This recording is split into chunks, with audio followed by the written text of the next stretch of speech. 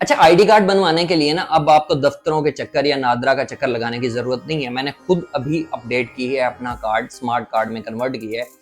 पहले ये होता था कि जब मैं पिछली बार ट्राई कर रहा था ना, तो इसकी अच्छी अपडेट नहीं थी, क्योंकि फिंगर्स बाज दफा हम जब बायोमेट्रिक करते हैं तो फिंगर्स सही से पिक्चर्स क्लिक नहीं करते, या फेस जो है वो भी सही नहीं आ रहा होता। अगर हम सही से पिक्चर क्लिक भी करते हैं, बेशक वो हाथ की हो या फिर फेस की हो, तब भी वो एक्सेप्टेबल नहीं होती थी, इशू आ जाता था, कुछ ना कुछ होता था, एरर आते थे इस ऐप में, पाक आइडेंटिटी ऐप जो है।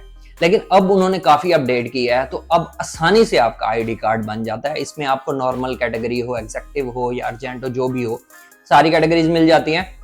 इसके अलावा अंडर एज कार्ड भी बनवा सकते हो, आप बेफॉर्म भी बनवा सकते हो। इसके अलावा गवर्नमेंट की और काफी सारी सर्विसेज जो हैं उन्होंने पाक आइडेंटिटी पे प्रोवाइड कर दी हैं, वो भी जाके आप देख सकते हो। आप घर बैठे अपना आईडी कार्ड बनवाना हो या घर में से किसी का भी बनवाना हो, आसानी से ऑनलाइन बनवा सकते हो।